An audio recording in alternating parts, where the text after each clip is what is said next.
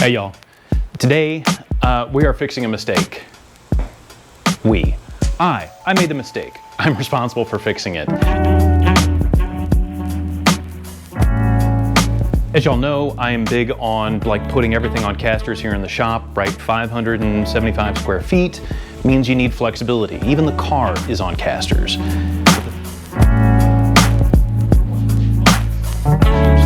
But the very first project that I ever did, in here, putting it on casters I mean, was my workbench. I built this out of scrap material from the garage doors and scrap wood. Didn't spend a lot of money on it. I got the best set of casters that I could at Home Depot, but you know where this story's going. The bench itself is plenty heavy, but then I start putting heavy things on it, like, say an axle housing, a bunch of scrap metal that I want to hang on to and use, and anyway, cheap stuff does what cheap stuff is gonna do, and they just crumbled into just short of a jelly. And now they don't work, it doesn't roll around. Basically, this is the adult version of forcing yourself to clean your room before you can go back to playing on what you want, which in my case is building the car.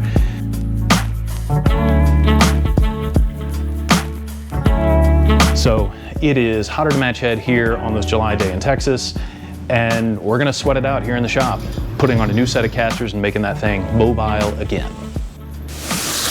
Here's what we're gonna install. This is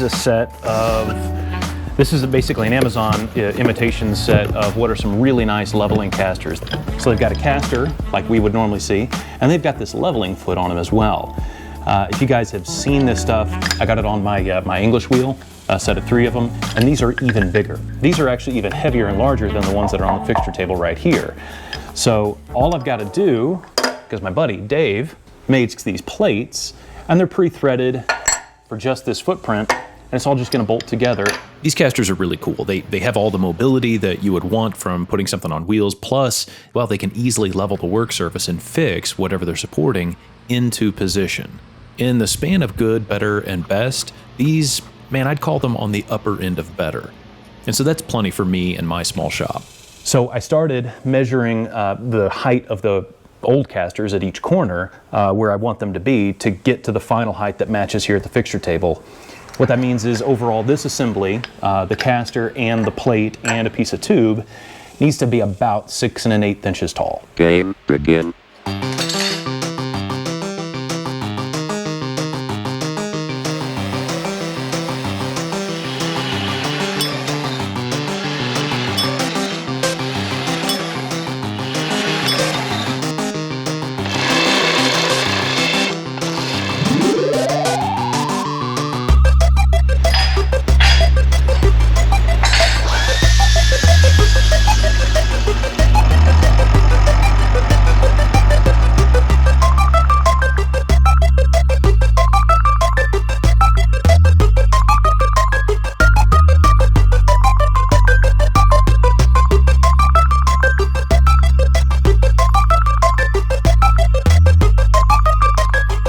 When the drum beats go, play this.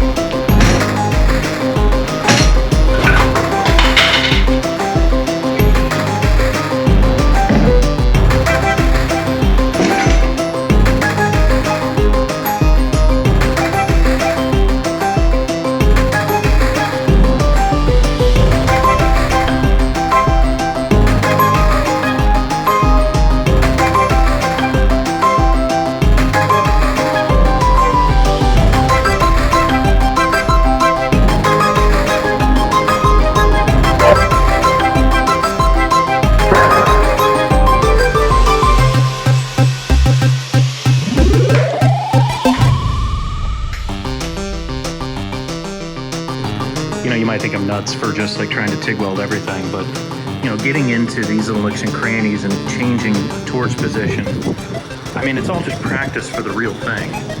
And I need to get more familiar with this machine, but I also need to get a lot more practice being out of position to get my very best welds. And this is just a good chance to do it.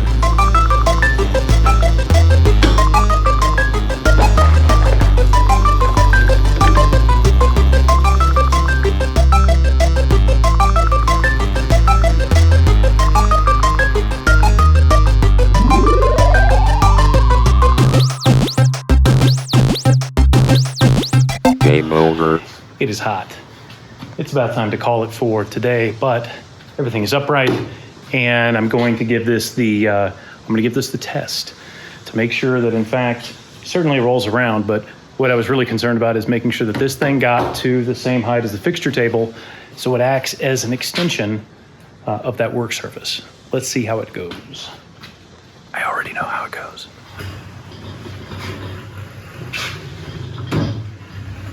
Bam!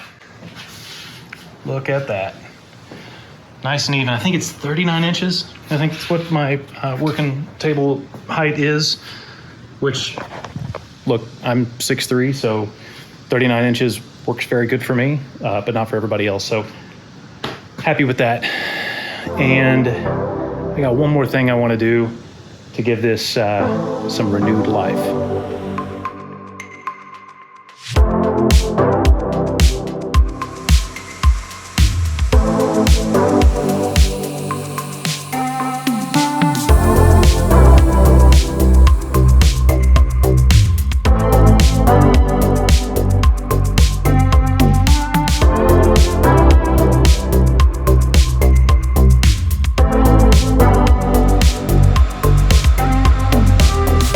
Scars on this workbench tell the story of a decade's worth of my piddling in the shop.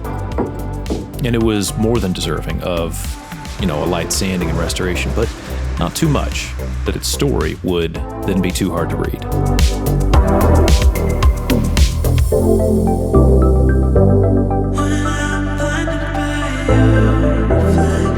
This is a good piece of gear, and ready for another decade of work.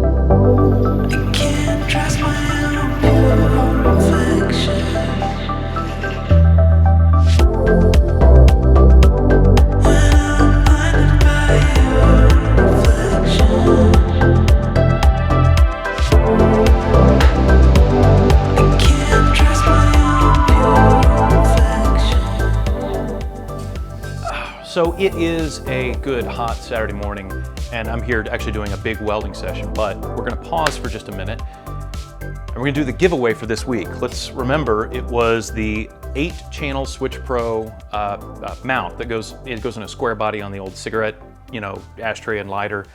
If I had the 8-channel, I would absolutely have run this. In fact, I kind of wish I knew about Robert's Custom Struction, what he made. But I'm happy to share this with you guys, and so is he. He's a real good square body guy, and y'all should look him up. The winner is Just Another Jeep 2619.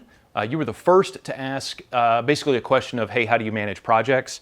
But a second person, which was Chris Big Bend Garage, you kind of asked a similar, what I'll call a part B to that question as well. And I'm going to answer you both. And Chris, I'm going to send you a sticker pack and all that because I thought you asked a really, really good question. So reading these in order, Just Another Jeep, when it comes to building a vehicle, how do you choose the next modification to be completed? Do you prefer building in stages, a little at a time, or do you prefer a full teardown and rebuild in one shot? I'd say be careful about taking on too much at one time, right? There's a lot of projects that end up slowing down, stopping, people lose interest, life changes, and they end up getting rid of them. And that's a shame because you end up having a project that's kind of halfway done, the vision that's partly executed, and then you gotta get rid of it, and hopefully somebody else, picks it up. You can avoid that and maximize your enjoyment on your project by keeping things confined to weekend type of projects. Maybe certainly one weekend for sure, 2 maybe 3 at the maximum. And I'm just saying that, don't let your project sit. Have very specific goals. I'm going to install these parts. That means you're starting with bolt-ons and so on. Start with these parts, move on to just a couple of others.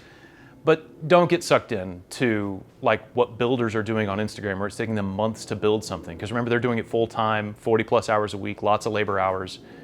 That's not you and me, right? We're weekend type folks. And in terms of prioritizing what you're gonna do, how you decide what to do on those weekends, Look, I'll tell you a rule that I've lived by for a long time is I focus on what I don't have. And just meaning that there's a long list of stuff that I want to accomplish on a particular project, but I focus for the next thing on whatever is not yet present on the project, the truck. So like for example, you know, maybe I have springs and tires already on the truck and a half decent pair of shocks. I'm not gonna go back and do any refinement on any of that stuff until I have, let's just say, the gearing or, you know, the maybe a rebuilt transmission or the transmission type I want. Just keep moving down the list to maximize your enjoyment of it, and before you go back and entertain any sort of refinement. In that example, before you pop off a set of, let's say, 5125 shocks that you've had that are, you know, not the greatest for a heavy truck, before you pop those off and go to something that's 2.5 inch and rebuildable, like make sure that you've got all the gearing that you want. Maybe you got a sway bar, the ability to disconnect it, you know, that your tires, you got bead locks and a couple of other things. Like just don't retread old ground until you have covered a substantial amount of ground that followed the initial investment, the initial part of the project. That's something I'm pretty passionate about, right? Keep moving forward.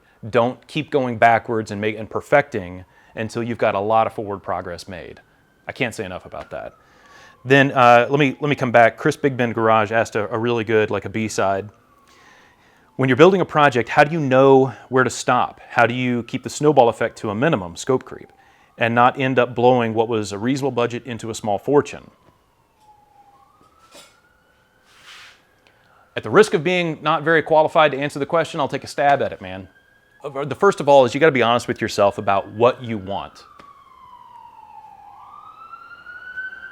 It's an ambulance. I live in the city. So you got to be honest about what you want. And if what you want is something that you're going to drive immediately in the short term, like if you envision yourself more than anything else driving this particular project, then I think you need to do all the things that you set out in your project to maximize the driving. Like prioritize at every single stage, you know, doing those weekend or 2 weekend long projects, and then go burn some fuel and tires and get experience behind the wheel.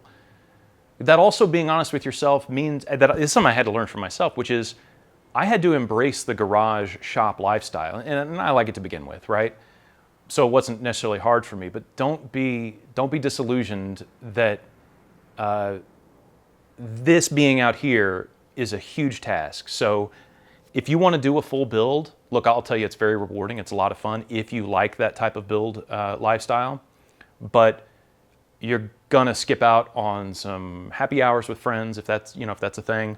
You're going to end up spending early morning Saturdays out here, and you're going to be looking for every hour that you can get to work on your project, because it's going to take all of them. If you want to achieve what we see other professional builders doing, you're going to have to ultimately put in the same number of hours, but you will have a harder time getting them. And look, you just got to embrace the build lifestyle. And if you want that, look, it can be very rewarding. But if you don't think that that's for you and you envision yourself more driving it, then just be careful the amount of work that you want to take on.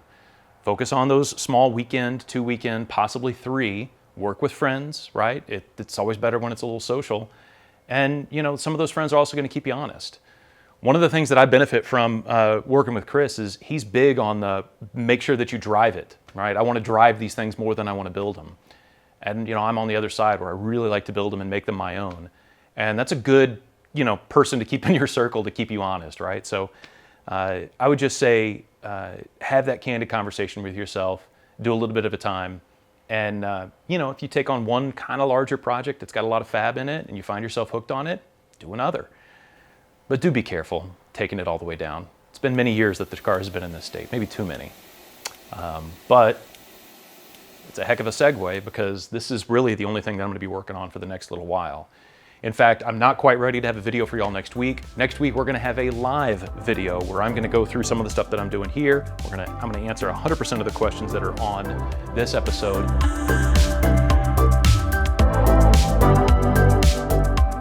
I'm going to live that garage and build lifestyle, and you guys will be here with me. So I'm glad you're here and appreciate it. And until then, y'all take good care. All right, let's fire back up the welder.